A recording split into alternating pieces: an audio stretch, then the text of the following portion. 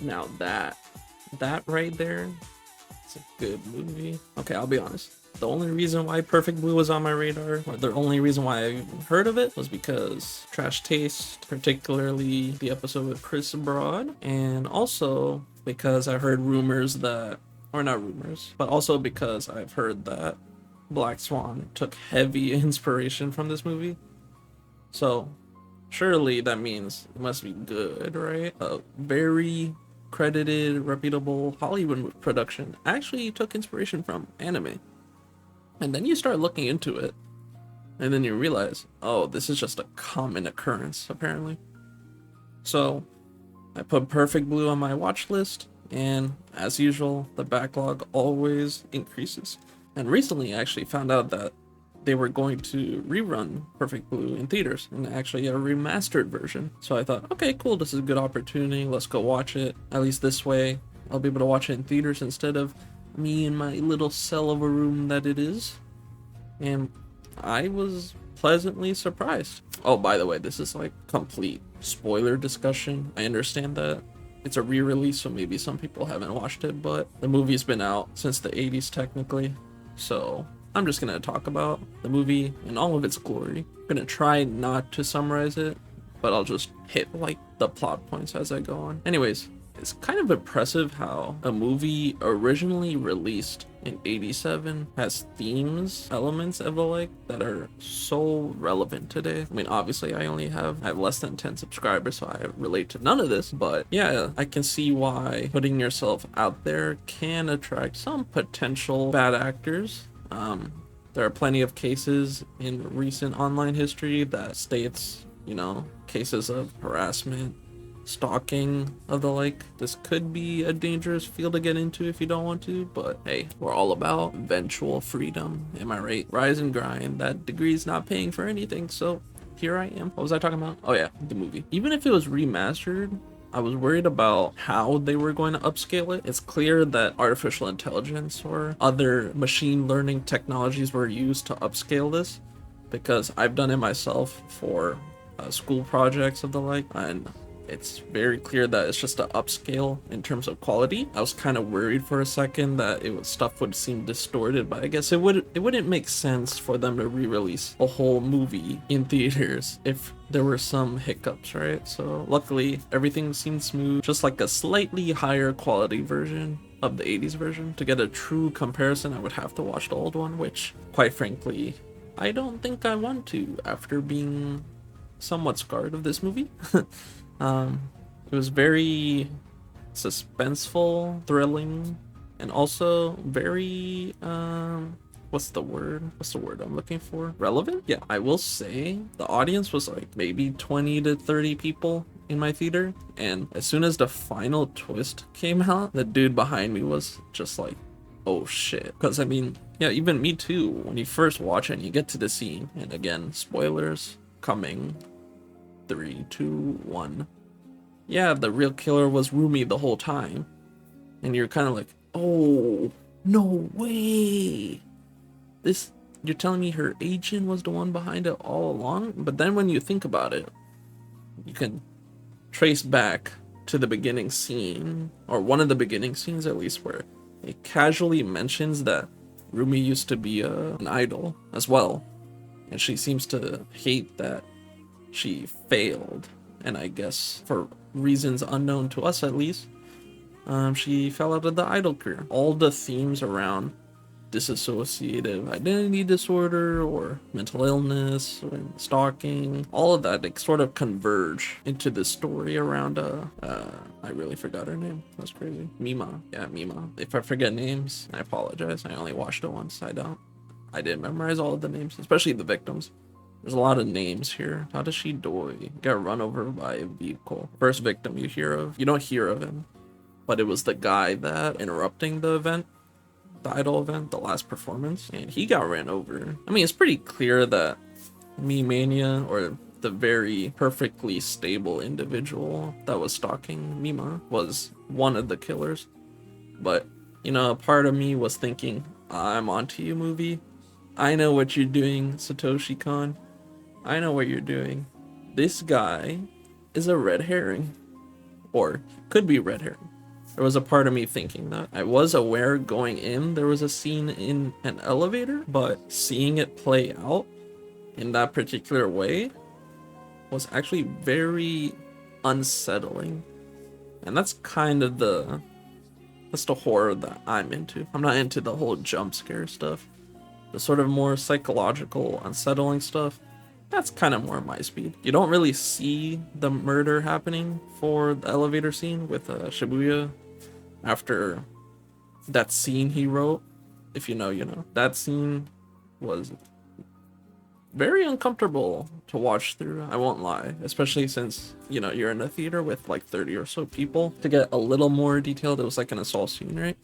And even everyone involved was like understanding that, oh, this is the type of scene that is uncomfortable, but they're acting, so it's fine. But, you know, now I'm thinking about it and it's like, okay, yeah, that I understand that they're all actors, but how do they feel when they do go through this?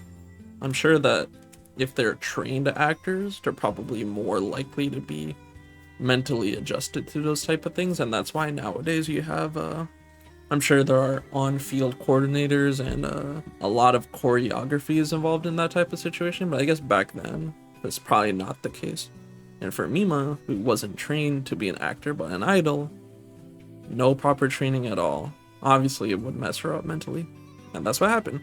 That's what contributed to it. And then that's why Mr. Shibuya, you got iced out. Bad joke. Okay. When he got killed, and I didn't know how he was killed, so when it showed his body, I was kind of like, oh, that's a bit brutal, more brutal than I thought. I think after that incident, it's when everything starts spiraling. I mean, granted, Mima was spiraling since the first notice where it said traitor and all that, but I think acting out that scene in particular probably messed her up way more than what she thought. It's probably a good case of what could happen if you don't manage your mental health a lot if you're a more popular creator. You know, throughout the whole movie, she's sort of hallucinating stuff, and even as a viewer, you're not entirely sure on if stuff is happening in reality or if it's all just a dream, right? Or a hallucination. I remember a couple of points, especially as like they did the Groundhog Day simulation where all stuff could happen and then she wakes up and it's the same spot. But then in the next scene, it states that, oh, it happened the previous day. So you're like, oh, it actually happened, and she didn't hallucinate it. Eventually, you're made to believe that Mima actually killed someone, and you're like, oh, did she actually kill her? Did she actually kill this dude, the photographer? I mean, he was sleazy, but I don't think he deserved to get stabbed in the every which way he did. Okay, maybe he did, but you know, maybe, you know, could also just stab his hands. You could do that instead, but okay, I'm not condoning stabbing. Don't do that for legal reasons. That was a joke. When it goes back to the next day, and then she wakes up, and then you're like, ah, there's no way that was actually her. It was just a dream, of course. And then she goes and finds the bloody clothes. And even now, after knowing the twist, I'm still not sure if she actually killed him or it was Rumi, and then Rumi just planted those clothes in her room. That could be the case too. If Rumi was so dialed in on messing up Mima's psychological state to where she orchestrated every single murder to be in a way that it could mess up Mima more and eventually replace her, that's very messed up. It's like beyond like a usual stalker, and I think that's way too real, especially in like the idol world. I know there's plenty of cases of idols meeting stalker level fans. There was a case, I'm not gonna cite it, but I did hear about a case where an idol met someone and then that person killed her. There's a reason why these stories exist. It's because it's somewhat based in reality, and it could be real. This movie in particular, it's kind of dialed up to 11, but I can definitely see like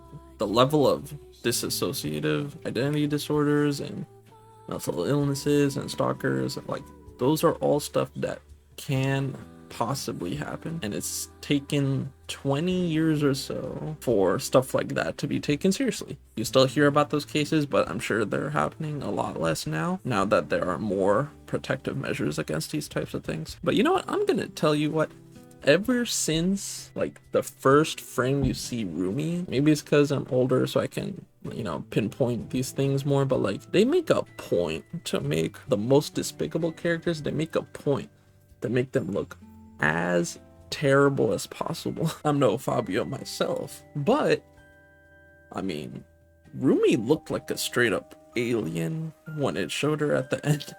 Like her eyes were like way farther apart, and it was like genuinely creepy. It was like scary. I don't know if that's a thing or if I'm being judgmental based off of stuff I don't know, but her and Me Mania, it's like they made a point for you to be able to be like, these two look off. And there was a part of me hoping that, okay, that maybe that wasn't the case, but for me, I was able to connect the dots on, okay, there's clearly multiple actors involved, or there could be multiple actors involved, and to see it play out that way, I wasn't expecting the end. I wasn't expecting it to be Rumi, but once you do look back on it, there are signs, right? I remember when she said at the end, she said, oh, we're going back to Mima's house. Yeah, obviously. Why would you? You're with Mima, so why wouldn't you say like, oh, we're moving to your house? It's like, oh, we're moving to Mima's house. It's like, okay, why put it in the third person? And it's like, that's kind of weird. And then it eventually gets revealed, right? My one main complaint, if I had to give one, the ending just sort of like happens. Like everything happens slowly, and then all at once it just ends, right? Yeah, everything just sort of like, it's like a slow build up, and then the spiral, and then it ends. It concludes very quickly within the last 15 minutes even. It just sort of ends. You still don't know whether or not Mima was the one that killed the photographer. I'm inclined to believe no, at least right now, but right after leaving the theater, I definitely thought, there is a possibility that she killed him. Maybe it's open to interpretation for a reason, but I do think that there should have been finality to that. Such is the nature of filmmaking, I guess. This movie overall, I'm glad I watched it in theaters. I don't think I would have gotten the same level of enjoyment if I just watched it on my own. I like having people around me as I watch weird psychological stuff like that. I think it's interesting to hear other people's reactions. Overall, as a plot, I think it's a 9 out of 10. As an overall movie, pacing, structure, and all that, like an 8. I'm no savant to film critics, but this is just based off of my personal enjoyment. Maybe I'm a zoomer with ADHD or something, self-diagnosed. There were a couple of points where I'm like, okay, this is kind of, yeah, I get the point, right? Especially the scenes where she's fighting the spirit or her hallucination. I do think that because it was released in the 80s, that could be why I put the score down just a little bit, because movies have gotten so much better in terms of quality now that it sort of ruins my enjoyment if I see like an older quality movie. I know it's a brain rot thing. I am fully aware of it, but I don't think I'm gonna rewatch it. Maybe I will. Who knows? If not, totally fine. Another Satoshi Kon movie I want to watch is Paprika, which I think is Satoshi Kon. Let me know what your thoughts are down below if you watched it today. If you watched the old version too, let me know. If you watched both. If there are any changes, let me know down below. And if not, you can also comment your interpretation about the ending as well. Otherwise, it's a good movie. I do recommend you check it out at least once, just for the sake of watching it and understanding the themes of it, because surprisingly, they are still relevant today. That's about it for me.